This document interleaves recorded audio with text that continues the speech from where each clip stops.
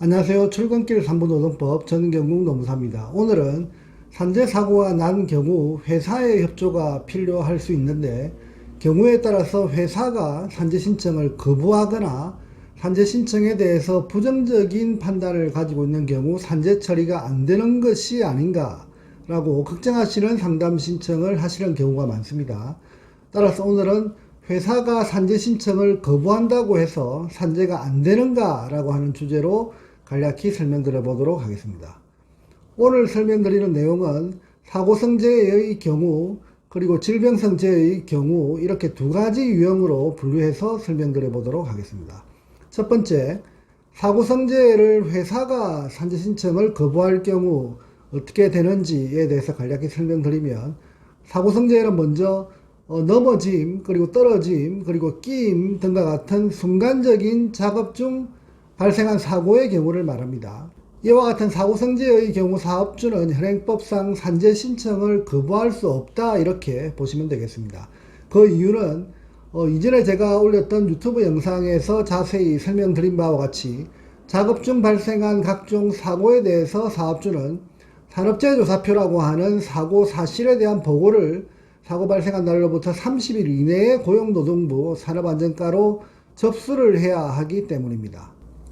따라서 산재 사고를 당한 노동자가 산재 신청을 하든 안 하든 산업재해조사표는 사업주가 작성해서 보고해야 하기 때문에 사실상 산재 신청에 대해서 회사가 거부하는 것이 무의미하다라고 이렇게 볼 수가 있겠습니다. 그리고 사고를 당한 노동자가 산재 신청을 하려는 것을 못하게 할 경우 이는 자칫 산재 은폐로 처벌받을 수 있다는 것을 여러분이 알고 계시면 되겠습니다. 결론적으로 사고를 당한 노동자는 회사가 산재 신청을 거부하는 경우 고용노동부로부터 과태료 처분을 받을 수 있는 상황 또는 적극적인 산재 신청을 거부 방해해서 산재 은폐를 진행하려고 하는 그 사업주에 대해서 산재 은폐를 직접적으로 수행하거나 교사한 경우에는 형사처벌까지 받을 수 있다는 점을 회사 측에 넌지시 알려주기만 하면, 그러면 회사는 산재 신청 거부 행위를 중단할 것이다, 이렇게 저는 생각하고 있습니다. 둘째, 공상합의를 제한하면서 산재 신청을 거부할 경우 어떻게 할 것인가, 이렇게 고민하시는 분도 있을 것입니다. 먼저 공상합의는 사고가 발생한 것에 대해서 회사가 치료비와 휴업급여 그리고 위자료 등에 해당되는 금액을 일정 금액으로 정해서 사고 발생 노동자에게 지급하고 그 대신 산재 신청을 하지 않도록 제한하는 것을 말합니다.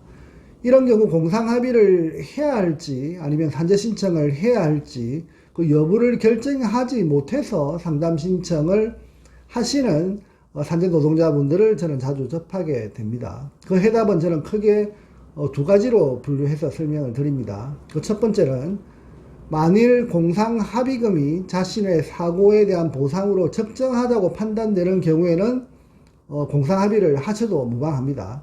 다만 이후 공상합의를 진행했던 그 사업주에 대해서는 일정 시간이 지난 후 건강보험공단 또는 근로복지공단으로부터 산재 신청을 하지 않은 것으로 인한 부당이득 등의 문서를 받게 되고, 더 나아가서 고용노동부로부터 산재 은폐에 따른 조사 대상이 될 수 있다는 점을 회사 측에서는 체크해야 할 것입니다. 물론 공상합의를 한 그 근로자는 공상합의에 따른 별도의 처벌은 전혀 없습니다. 산재 신청 여부가 근로자에게 부여된 법적 의무사항은 아니기 때문입니다. 그리고 두 번째에 해당되는 설명을 드리면, 만일 공상합의금 금액이 사고에 대한 보상으로 적정하지 않다라고 여러분이 판단했다고 하면 공상합의를 거부하셔도 무방합니다. 이런 경우 여러분은 공상합의를 거부하고 바로 산재 신청을 진행하시면 됩니다.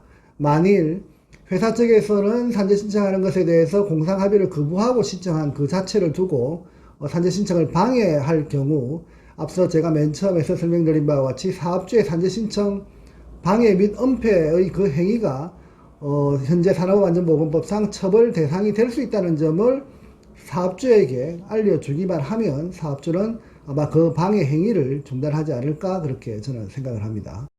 셋째, 사고성 재해의 경우 사업주의 산재 거부 시 산재 승인의 가능성은 과연 어느 정도 되는가, 이렇게 궁금해 하시는 분도 있습니다.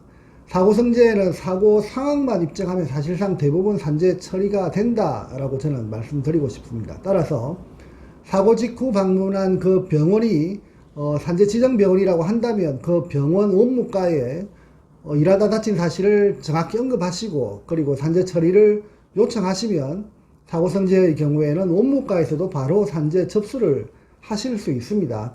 따라서 그 사고 상황을 숨길 수 있는 사업주 그리고 그 사실을 허위로 포장해서 방해하는 것은 사실상 불가능한 것으로 판단됩니다. 따라서 원무과를 통해서 산재 신청을 하고 사고 사실을 정확히 근로복지공단에 설명한다면 사고성재에는 큰 문제 없이 산재 승인 결정이 날 수 있다, 이렇게 저는 설명드리고 싶습니다.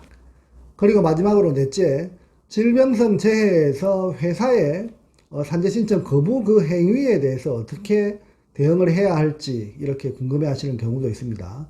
질병성 재해는 뇌출혈, 그리고 뇌경색, 심근경색과 같은 뇌심혈관계 질환 산재 사건, 그리고 과로사와 같은 사망 사건, 더 나아가서 정신적 스트레스 등으로 인한 자살 사건, 그리고 장기간 신체 부담 작업에 노출되어서 발생되는 근골격계성 질환 사건, 그리고 마지막으로 유해물질 등으로 인해서 발생되는 각종 직업성 질병 등을 질병성 재해다, 이렇게 말씀을 드릴 수 있습니다. 이러한 질병성 산재 사건의 경우 회사가 산재 신청을 거부하거나 산재를 방해하는 경우 사실상 산재 은폐로 회사를 현실적으로 처벌하거나 처벌을 요구할 수 있는 상황은 아닙니다. 왜냐하면 아직 산재 여부가 최종 판단되지 않았기 때문입니다.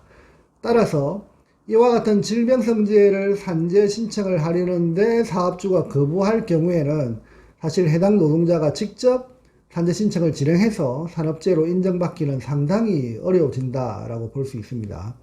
질병성 재해는 실무적으로 해당 질병과 업무와의 상당 인과관계를 입증하고 주장하는 해당 노동자의 불리한 측면을 최대한 방어해야 하는 아주 복잡한 입증 과정이 필요하기 때문입니다.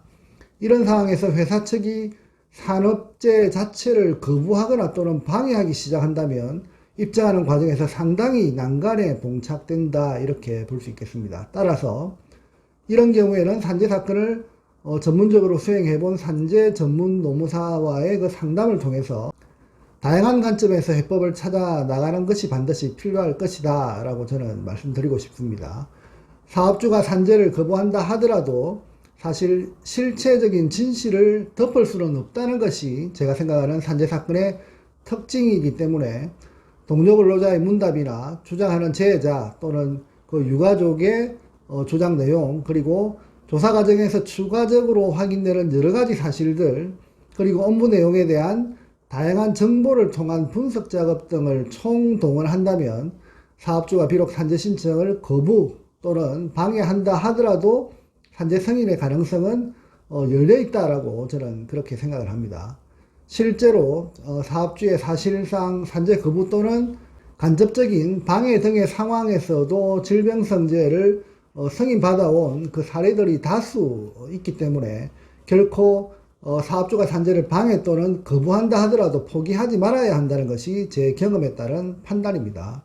오늘은 사업주가 산재 신청을 거부할 경우 과연 산재 신청은 불가능한 것인가 라고 하는 그 질문에 대한 답변을 설명드리는 시간을 가져왔습니다. 감사합니다.